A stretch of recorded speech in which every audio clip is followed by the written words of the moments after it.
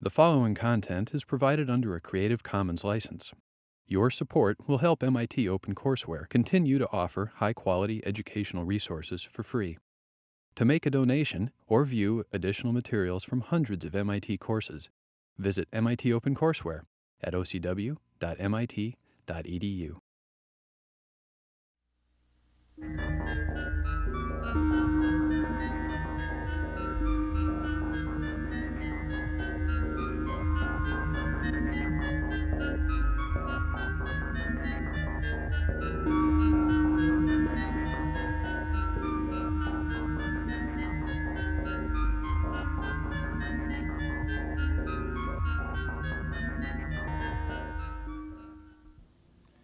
Hi.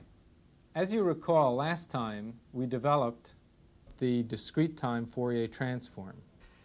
And one of the issues that I alluded to, although I didn't say it explicitly, is that the Fourier transform doesn't exist for all sequences. In fact, as we'll see today, one of the difficulties is the issue of convergence. That is, the Fourier transform doesn't converge for all sequences. And to get around this, we'll generalize the notion of the Fourier transform as we introduced it last time to what's called the Z-transform. The Z-transform being the discrete time counterpart of the Laplace transform for continuous time systems. Well, let me begin by examining just a little this issue of convergence. We have here the Fourier transform relationship as we developed it last time. X of e to the j omega given by the sum of x of n times e to the minus j omega n. And as we discussed the Fourier transform last time, we assumed that the sum was convergent, or at least we didn't particularly raise the issue as to whether it is or isn't. Well, we can look at the magnitude of x, or equivalently the magnitude of this sum, and ask under what conditions this sum will converge. That is, under what conditions will this sum be finite? Well, here we have the magnitude of a sum of things from what's called the triangle inequality, or you can just kind of imagine that this is true from common sense, is that the magnitude of a sum has to be less than or equal to the sum of the magnitudes. So the magnitude of this sum has to be less than or equal to the sum of the magnitude of x of n e to the minus j omega n. The magnitude of a product is the product of the magnitudes, of course. So this says that the magnitude of the Fourier transform has to be less than or equal to the sum of the magnitude of x of n times the magnitude of the complex exponential e to the minus j omega n. Well, this, of course, we can't say a lot about. This we can recognize as unity. It's a complex exponential. The magnitude of a complex exponential is 1. So consequently, the magnitude of the Fourier transform is less than or equal to the sum of the magnitudes of x of n, summed over minus infinity, n equals minus infinity to plus infinity. Well, that tells us then that the Fourier transform will converge meaning that the sum ends up finite, if this converges. That is, certainly if this sum is finite, then magnitude of x of e to the j omega is finite. So we can say that x of e to the j omega, the Fourier transform, converges if the sum of the magnitude of x of n is less than infinity. Well, this is a condition that's commonly referred to as absolutely summable. The condition is that the sequence x of n be absolutely summable. The way we've gone through this, the statement is that if x of n is absolutely summable, then the Fourier transform converges. Under some sorts of conditions, and depending on how you interpret convergence, this can be modified somewhat. But basically, and that in fact is discussed in some detail in the text, but basically the condition for convergence of the Fourier transform is that the sequence whose Fourier transform we're talking about be absolutely summable. Now, we've seen a sum like this someplace else. In fact, a couple of lectures ago, we talked about stability of discrete time systems, and the statement about stability was that the unit sample response of the system be absolutely summable. That was that if the unit sample response is absolutely summable, then the system is stable. So one conclusion, which you should tuck away for now and will be bringing into play later on in this lecture, is that a stable system implies that the the frequency response, or the Fourier transform of the unit sample response, converges. So this is convergence then, and we can look at a couple of examples just to see how this looks in some specific cases. Let's first of all take the example of the sequence x of n is a half to the n u of n. It's an exponential sequence which is 0 for n less than 0 because of the unit step. It's exponentially decaying for n greater than 0. If we sum the magnitude of x of n from minus infinity to plus infinity, we get that the sum of the magnitude of x of n is equal to 2. Well, this is a type of sum that hopefully you're familiar with carrying out. In any case, what we're summing here is the series 1, a half, quarter, an eighth, etc. That sums to 2. So we can say that for this sequence, certainly, the Fourier transform converges. It's a perfectly well-behaved sequence. A Fourier transform converges. We can compute the Fourier transform, etc.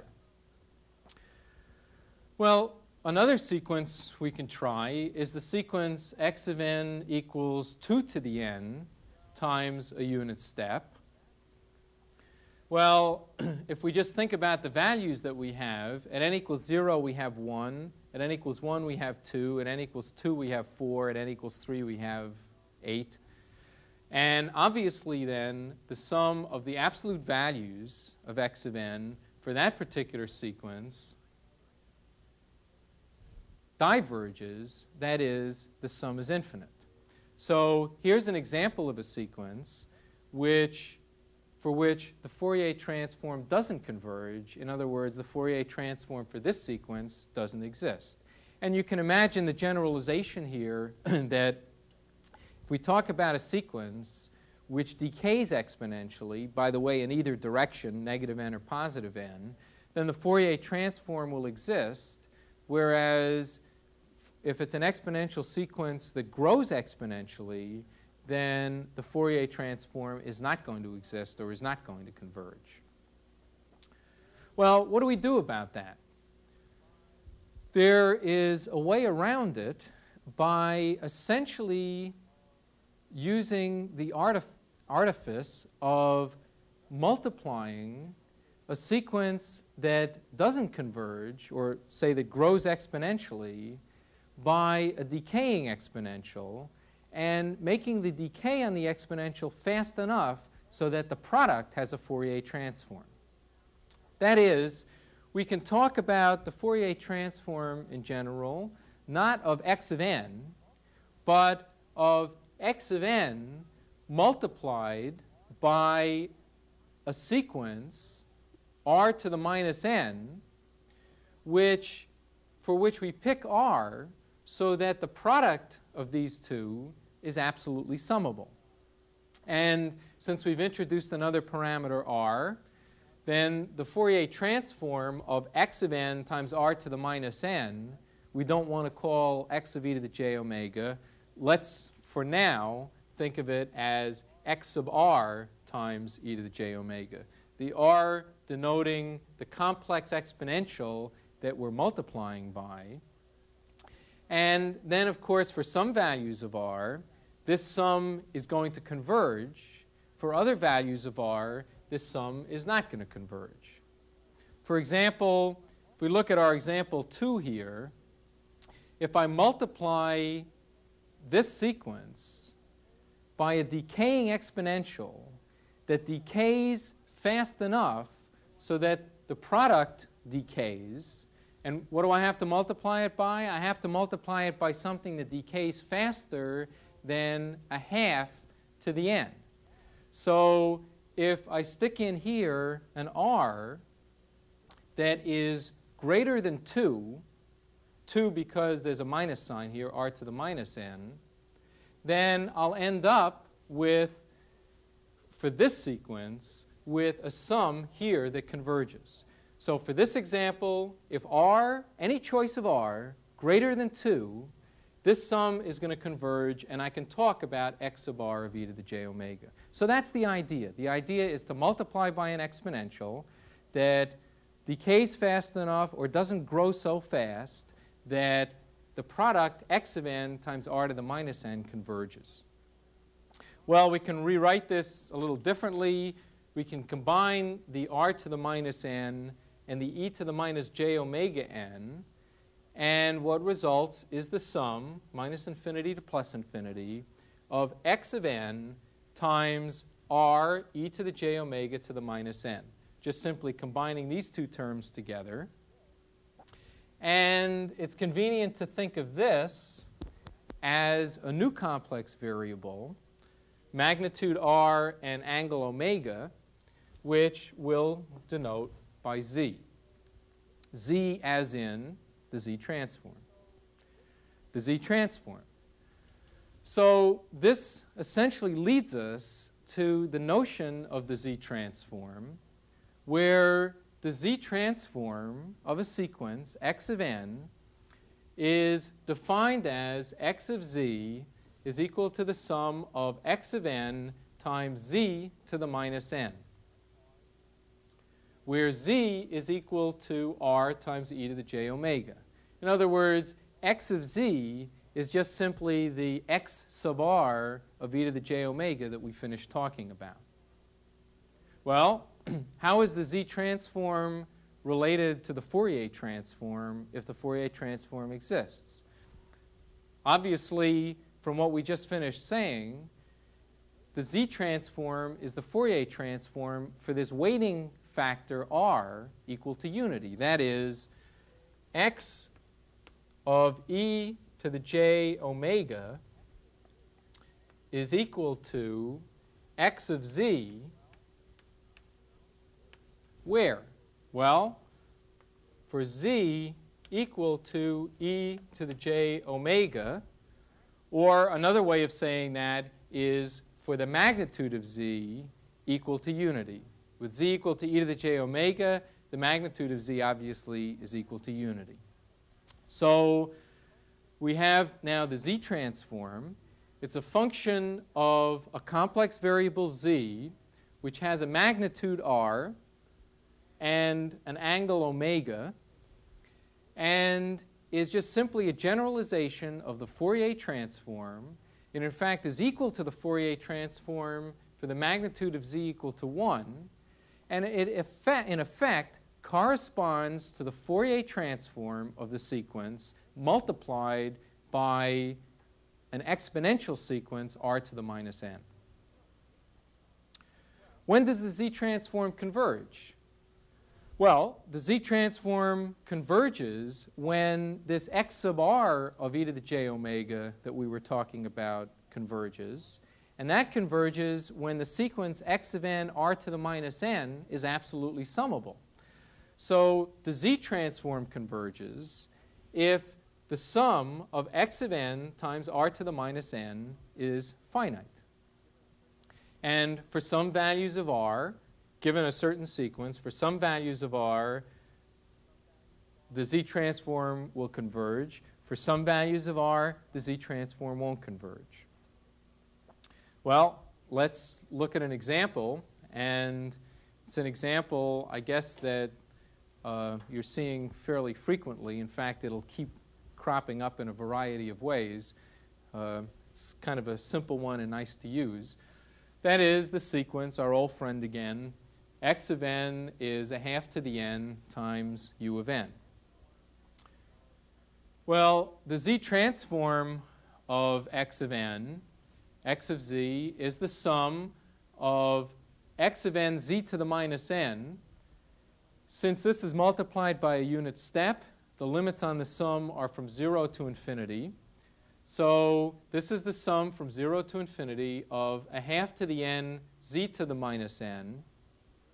And that's equal to the sum from n equals 0 to infinity of a half times z to the minus 1, just combining these together, to the n.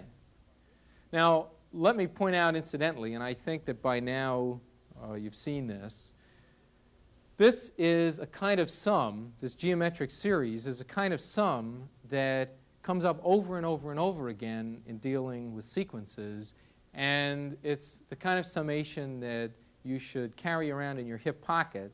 That is, you should keep in mind, because it keeps coming up like standard integrals do in the continuous time case, that the sum from 0 to infinity of a to the n, a has to be less than 1 for convergence, of a to the n is equal to 1 over 1 minus a. Just store that away. Anyway, summing this then, we end up with 1 over 1 minus this thing. So the Z transform is 1 over 1 minus a half times z to the minus 1, which we can leave in this form, and sometimes we will, or we can multiply numerator and denominator by z, in which case we have z divided by z minus a half. Well, when does this converge? It converges when the magnitude of a half times z to the minus 1 raised to the n is finite, and that requires that this thing that we're taking the absolute magnitude of be raised to the n be less than unity, or that implies that z, the magnitude of z, must be greater than a half. The magnitude of z must be greater than a half, or the magnitude of z minus z to the minus 1 must be less than 2.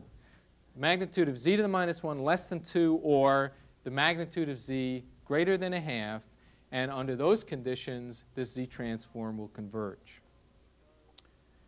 Now, for this example, does the Fourier transform exist? Does the Fourier transform converge? How do we answer that? Well, the Fourier transform converges if the convergence of the Z transform includes the magnitude of Z equal to 1. Does it? Sure it does. The magnitude of Z must be greater than a half for convergence of the Z transform. That includes the magnitude of Z equal to 1. Therefore, for this sequence, the Fourier transform converges. We had already decided that before, of course. That is, obviously, it better turn out that way this time also.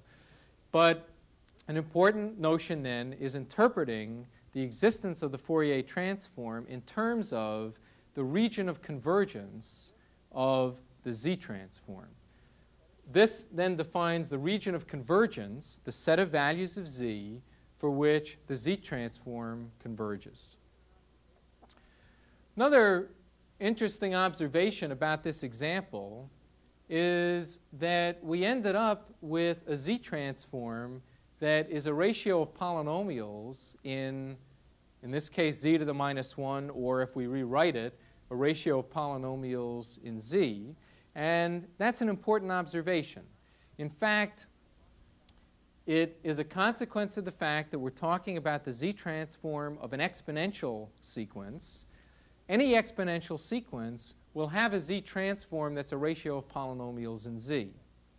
Furthermore, any sequence that's a sum of exponentials we'll have a Z transform that's a ratio of polynomials in Z. Since the Z transform of a sum is the sum of the Z transforms, and the sum of a ratio of polynomials is a ratio of polynomials and all that.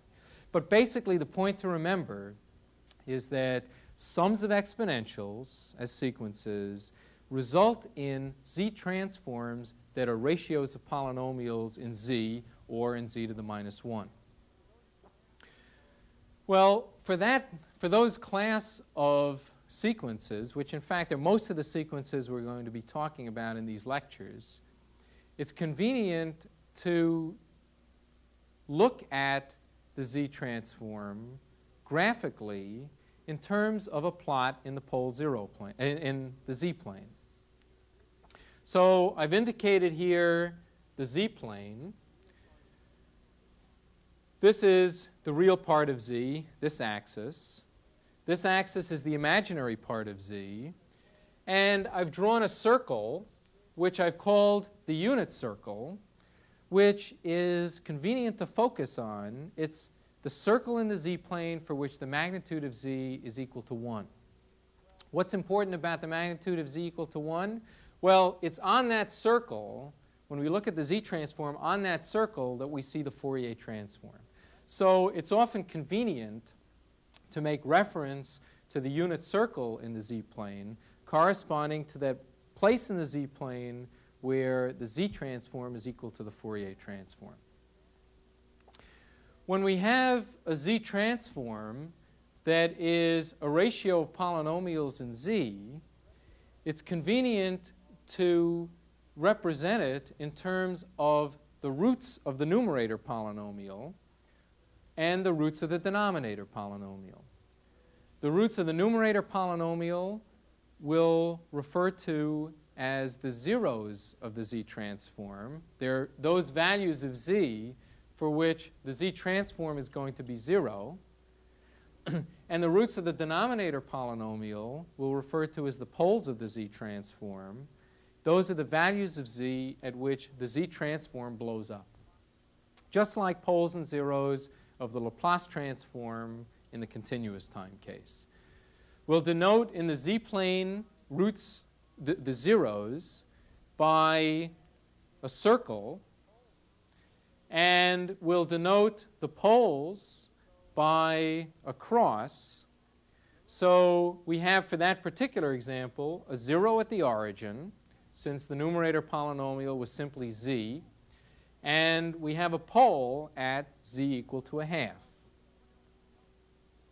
Well, what else do we know about this Z transform? We know that the Z transform doesn't exist for all values of Z. In particular, for convergence, we require that the magnitude of Z is greater than a half. So I've indicated that region in the Z-plane with these slanted lines. The region of convergence for this particular example are those values of Z that lie outside the circle that's bounded by the pole at Z equal to a half. And we'll see that that is, in fact, the way regions of convergences tend to go. They'll tend to be outside and inside poles. So the important aspects of this picture, there are the zeros and the poles. There's the unit circle, where the Z transform is equal to the Fourier transform. And there's the region of convergence, which tells us where in the Z-plane the Z transform makes sense. All right, let's try another example. Let's take the example of x of n equal to minus a half to the n u of minus n minus 1. Now, you saw that sequence a couple of lectures ago. It's a sequence that is like a half to the n, but not for positive values of n, but for negative values of n. In other words, it's 0 for positive values of n, and it does something exponentially for negative values of n. If you evaluate the Z transform sum, and I'll leave it to you to do this, then we end up with x of z, the Z transform, is 1 over 1 minus a half z to the minus 1, just like we saw before. In fact, that's exactly the same expression as a ratio of polynomials that we saw before, which, of course, we can rewrite, as we did before, as z divided by z minus a half. All right, do you think that the Fourier transform of this sequence exists? Well, it's a half to the n, which dies out for negative n, for positive n, but for negative n, that's a sequence that grows exponentially. So in fact, if you examine convergence of this sequence is not absolutely summable. The Fourier transform does not exist. What's the region of convergence of the Z transform? Well, to decide that, we need to look at the sum of a half times z to the minus 1 to the n and ask for what values of z this sum is less than infinity. In other words, for what values of z that sum converges. And to do that, if this was a sum over positive values of n, then we would want the magnitude of this to be less than 1. Since we're looking at this for negative values of n, we want the magnitude of this to be greater than 1. And the conclusion is, and if you don't see this right away, you could just fiddle with it on the back of an envelope, that this converges provided that the magnitude of z is less than a half. So we can look at this example in the z-plane just as we looked at the previous example in the z-plane. We first of all have poles and zeros. We have, well, where do we have a 0? We have a 0 at z equals 0. So that's here. We have a pole at z equal to a half, and that's here. Just like in the previous example, the 0 and the pole fall in exactly the same place. What's the region of convergence? Well, the region of convergence is for the magnitude of z less than a half. And now in this case, that's inside this circle rather than in the previous case where it was outside that circle. So the region of convergence now is the region that is inside the circle which is bounded by that pole. All right, this raises an important point. Here we had an example where we got a Z transform, ratio of polynomials. The previous example, we got exactly the same ratio of polynomials. How did these two examples differ in terms of the Z transform? They differed in terms of the region of convergence that we associate with the Z transform. The other case, the region of convergence was outside this circle. In this case, the region of convergence is inside this circle. The ratio of polynomials for the Z transforms is the same in both cases. It's the region of convergence that's different. So an important point to keep in mind is that the Z transform is not specified just by the function of Z.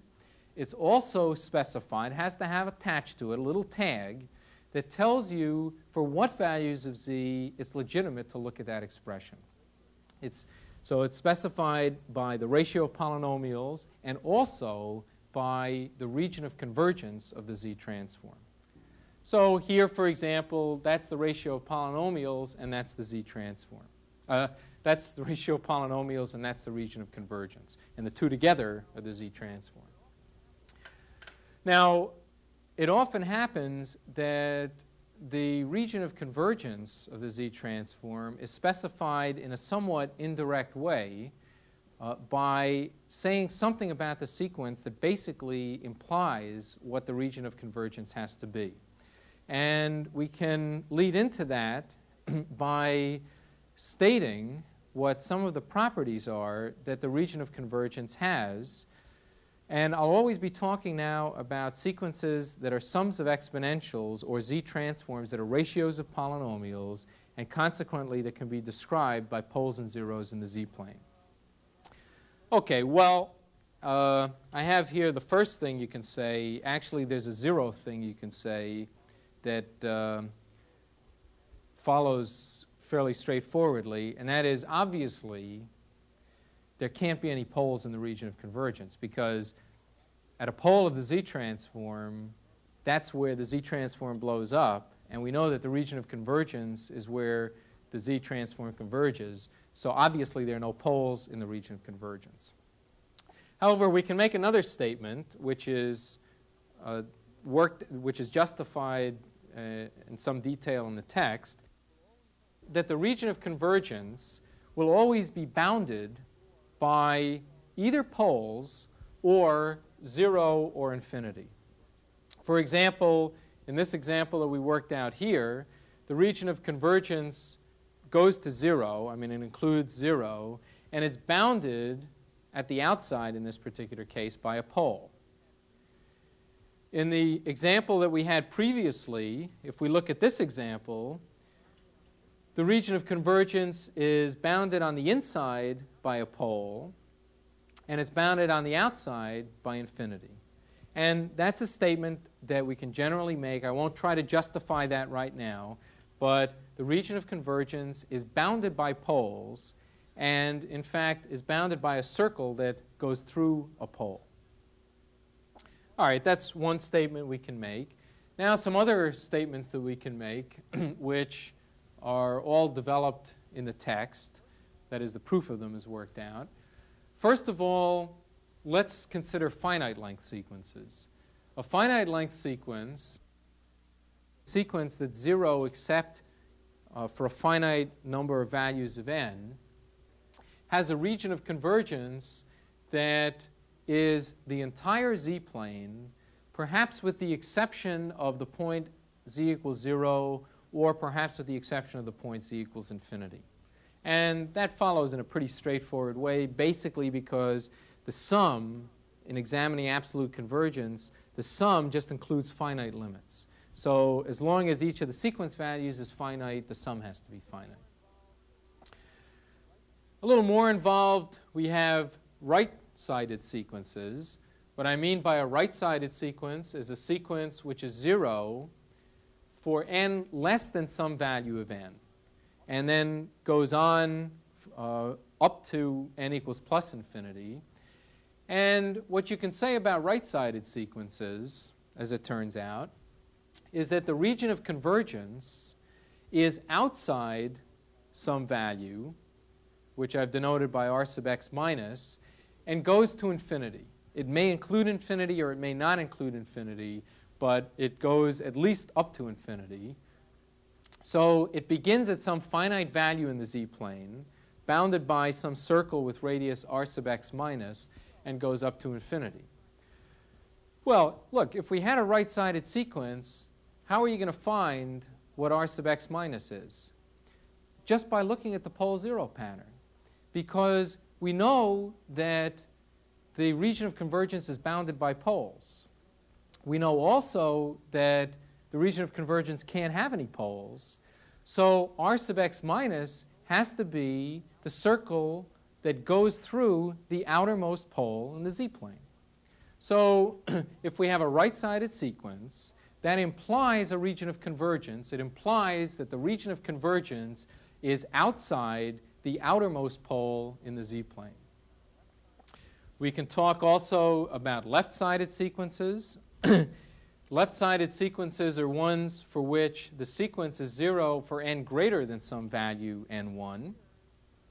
And here the region of convergence begins at 0, may or may not include 0 depending on some issues about the left-sided sequence, but at least goes up to 0, and then goes out to some value r sub x plus. How do we find r sub x plus? We do it the same way. That is, we know that the region of convergence is bounded by poles and doesn't contain any poles. So this must be a circle whose radius is equal, whose a circle that goes through the innermost pole, other than the one at z equals 0 in the z-plane. So if I have a left-sided sequence, if If I know it's a left-sided sequence, then by looking at the pole zero pattern, I can immediately infer what the region of convergence is. Finally, we have two-sided sequences, sequences that go on to minus infinity and they go on to plus infinity. In that case, the region of convergence lies between two circles which go through two poles. And obviously, again, they have to be two poles that are adjacent in the z-plane. In other words, again, to avoid having poles that are inside the region of convergence. And out of all this, incidentally, if I tell you that I have a sequence whose Fourier transform exists, and I don't tell you anything else about the sequence, can you infer what the region of convergence is? Well, sure you can, because you know that the region of convergence includes the unit circle, and then where it's got to go from there is to the first pole that you run into heading toward the origin, and to the first pole that you run into heading out toward infinity. So, in fact, if I tell you that the sequence is absolutely summable, or that the Fourier transform exists, that also, in effect, lets you construct the region of convergence in the z-plane. Well, let's just cement this with an example. Let's say that I have a z-transform which has a pole zero pattern that has a pole at z equal a and a pole at z equal b. So this is A and this is B. And let's consider what turn out to be the only three possible choices for the region of convergence given this pole zero pattern. No zeros to make the example easy. Well, first of all, let's suppose that we pick the region of convergence to be less than A. So the region of convergence for this first case is inside a circle bounded by that pole. Well, let's see. Let's answer the easy question first. Does the Fourier transform exist? To answer that, we ask, is the unit circle inside the region of convergence? Well, it's not if the region of convergence is inside that pole. So for this case, the Fourier transform doesn't exist. That is, it doesn't converge. How about which-sided, left-sided, right-sided, two-sided? Well, we can answer that, again, because we know from what we said previously that a left-sided sequence has a region of convergence that starts at 0 and goes out to some value, r sub x plus. Well, that's the region of convergence that we're talking about here. So this particular example is a sequence for a sequence that's left-sided. How about the region of convergence between A and B? Think of two circles with radii A and B, and now the region of convergence is between them. Does that include the unit circle? Yeah, it includes the unit circle. So for that case, the Fourier transform exists. Is it left-sided, right-sided, or two-sided? Well, it's two-sided because the region of convergence doesn't make it to 0, and it doesn't make it to infinity. So this is a two-sided sequence. The final example, or the final choice for the region of convergence, the magnitude of z greater than b, does the Fourier transform exist? No, because the region of convergence is outside this pole. It doesn't include the unit circle, so the Fourier transform doesn't exist.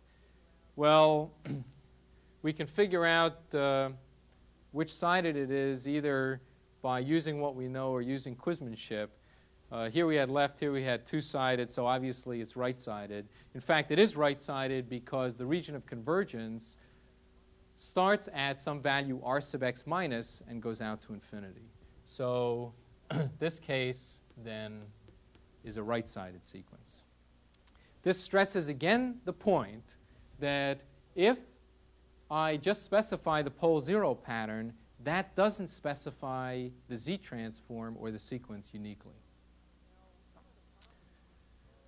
Now, one of the properties of the Z-transform, which follows essentially directly from the fact that the Z-transform is interpretable in terms of the Fourier transform, or this can be developed more formally, and we won't do that here, is the convolution property, namely, if y of n is the convolution of x of n with h of n, then the Z-transform of y of n is equal to the product of the Z-transform of x of n and the Z-transform of h of n. That is, Z-transformation, or the Z-transform, maps convolution into multiplication just like the Fourier transform did, and that's not surprising. We typically refer to h of z, the Z-transform of the unit sample response of the system, as the system function. Well, on the basis of the discussion that we just finished, there are some things that we can say about the system function and the unit sample response and regions of convergence, etc. First of all, suppose that we're talking about a stable system. Stable system, the unit sample response is absolutely summable. What does that imply about the Z-transform? Well, it implies that the Z-transform, the region of convergence of the Z-transform includes the unit circle. That is, it implies the Fourier transform exists, or equivalently, that the Z-transform region of convergence includes the unit circle. So this is a statement that we can make. Suppose that we were talking about a stable system. Suppose that we were talking about a causal system. If the system is causal, well, what does causal mean? It means that the unit sample response is 0 for n less than 0. In particular, the unit sample response is right-sided. If it's right-sided, then the region of convergence must be outside the outermost pole, because that's what we said about what happens with a right-sided sequence. The region of convergence has to be outside the outermost pole. So you can get the notion then that when we talk about the Z-transform of a system, in essence we can imply the region of convergence by making some statements about stability or causality. All right, let's try this out on an example. Let's take an example which in fact we've talked about in some lectures, in a lecture previously. Let's take the example of a system that is represented by a linear constant coefficient difference equation, y of n minus a half y of n minus 1 equals x of n. To get the system function for this, we'll take a shortcut. In particular, we'll use a property that we haven't derived, at least not yet, but in fact you'll be deriving in the study guide. Notice how I put everything off to the study guide. When we get to the study guide, I'll tell you we did it in the lecture. Well, the property is that if the Z-transform of y of n is y of z, then the Z-transform of y of n plus n0 is z to the n0 times y of z.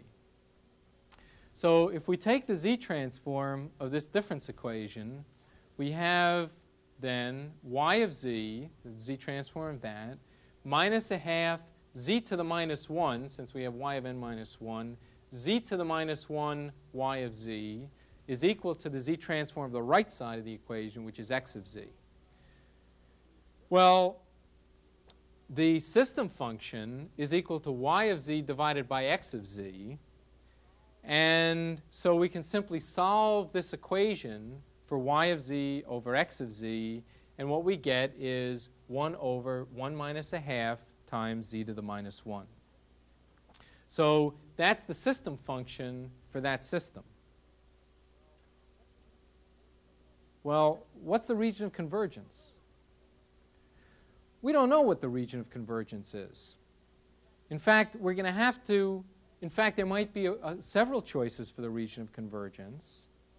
But that's not too surprising, because remember when we talked about this equation a couple of lectures ago, and we showed that in fact there is more than one choice for the unit sample response of this system, and that is related to the fact that all we got out of here so far was the ratio of polynomials that h of z is, and not what the region of convergence is. All right, so this ratio of polynomials is 1 over 1 minus a half times z to the minus 1. We've been staring at that ratio of polynomials through a couple of previous examples. It has a 0 at z equals 0 and a pole at z equals a half. So let's take a look at that in the z-plane. We have then the z-plane here, the unit circle. We have, for the example we're talking about, a 0 there and a pole there. And what's the region of convergence? Well, it seems like we can take the region of convergence to be whatever we want to, consistent with what regions of convergences tend to do. So let's say, for example, that the region of convergence was outside that pole. So let's take a region of convergence first that looks like that.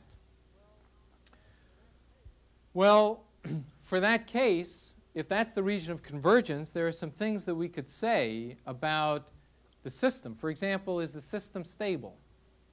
Is the system stable if the unit sample response has a Fourier transform, and it has that if the region of convergence includes the unit circle, which it does here. So this particular system is stable. And is it causal? Well, what we want to examine for that region of convergence is, does it imply a right-sided sequence? Well, it does, because the region of convergence is outside this pole. So in fact, for this example, the system is also causal. And in fact, look, we know what the unit sample response is because we've been working with that example previously. The unit sample response here, in fact, is h of n is a half to the n times a unit step. But that's not the only choice for the region of convergence. We could alternatively pick a region of convergence which is inside that pole. That is, let's look at this again. 0 at the origin, a pole at z equals a half. But now let's take the region of convergence to be inside that pole. If it's inside that pole, then first of all, is the system stable? No, it's not stable, because the region of convergence didn't include the unit circle. So it's not stable. And furthermore, it's not causal. In fact, it's just the reverse. It's anti-causal. It's not causal. And in fact, we know, again, what the unit sample response is for that case, because we worked it out previously. Namely, h of n is equal to minus a half to the n, but for n negative, not for n positive, that is multiplied by u of minus n minus 1. So, and this, by the way, if you refer back several lectures ago, is consistent with the two solutions that we got for a linear constant coefficient difference equation. And now you can see that, for example, if I specified the difference equation, and I said that in addition what we're talking about is, say, a stable system, then you could construct the region of convergence by saying, all right, the unit circle has to be in the region of convergence, and now I'll take the region of convergence to go in toward a pole and out toward a pole. Or if I said the system was causal, then you could construct the region of convergence. So sometimes in stating a linear constant coefficient difference equation, we'll basically imply the region of convergence by making an additional statement about the system. For example, the system is causal, or the system is stable, or both if it can be both. Fine. So this is the z transform. just to summarize the key points first, the Z-transform was introduced to get around the convergence problem of the Fourier transform. The Z-transform of sequences that are exponentials are ratios of polynomials, that is, they can be described in terms of poles and zeros, but the Z-transform is not specified just by the ratio of polynomials. You also need to know what the region of convergence is of the Z-transform, so that in fact for several different sequences you can end up with the same ratio of polynomials, but of course you'll get different regions of convergence. Finally, the region of convergence includes the unit circle. That tells us that the Fourier transform converges, and also we're able to make statements about region of convergence as it relates to right-sided, left-sided, and two-sided sequences. Next time, we'll continue the discussion of the Z-transform, and in particular, develop the inverse Z-transform. Thank you.